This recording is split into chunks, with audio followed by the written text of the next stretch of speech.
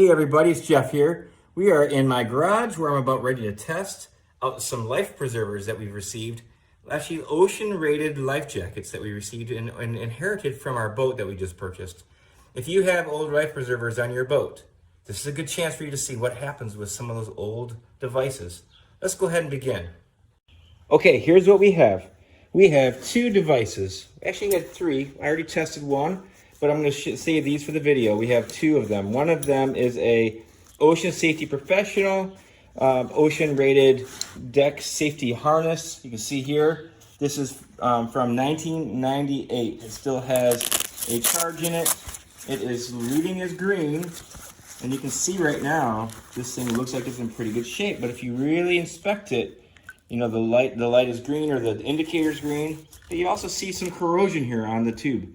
We're going to show you what that looks like. I'm going to demonstrate what a full discharge of this life preserver will look like for you. If you intend to keep these, this is what you might expect to see. The next one is a world-class suspenders high-performance inflatables. This one, I think, was owned and worn mostly by the single-handed sailor for which had owned the boat in two owners previous to this. And it's in pretty rough shape, of course, and it having been worn but quite a bit by that previous owner. But overall, if you had to ditch and have a life preserver, you would think this one would hold you pretty well, and it's well designed. I like these harnesses that were designed and built into this device. My new ones do not have this that I acquired, but I do like it. So it was tempting to me to try to keep it. It even has a connection on the bottom to go underneath your crotch to hold you in and secure you to the boat. Very nice connectors here for your tether. But you know, really what's going to happen when you pop this thing into the water?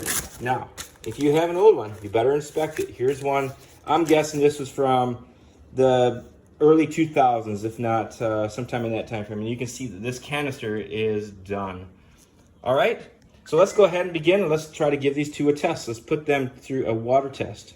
All right, I'm outside for the water test of those two life preservers and ocean safety jackets that I had displayed before. Remember, it's Boater Safety Month, so let's go ahead and try to see what's going to happen here. I'm going to flip the screen over, and we'll see what happens.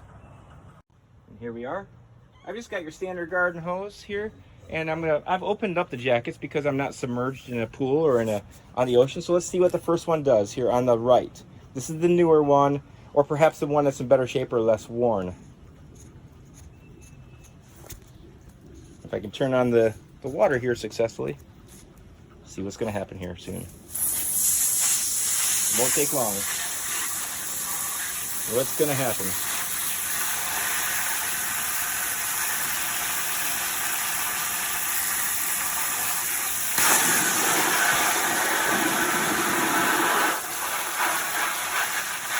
All right, test number one was successful. We had a full inflation.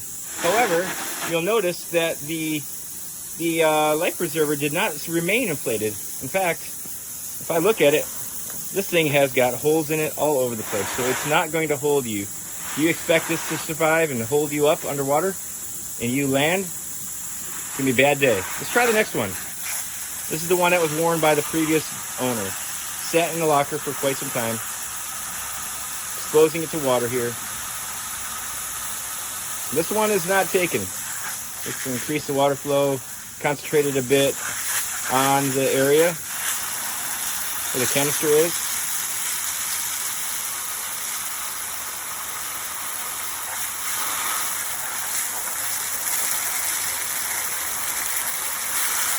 Taking an awful lot of water to trigger this device.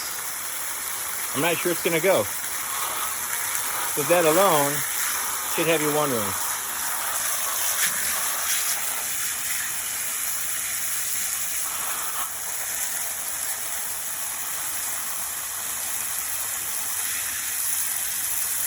Okay, friends, we're going to stop this here. This water flow, it's not working.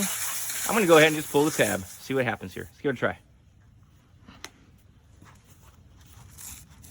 Stand back a little bit. Give it a good tug.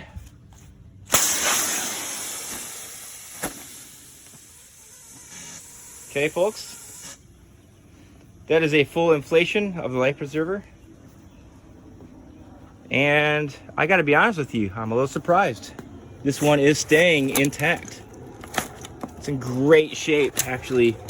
There's no visible sign of wear, tear, holding pressure. I am really impressed. Really did not think this one would last.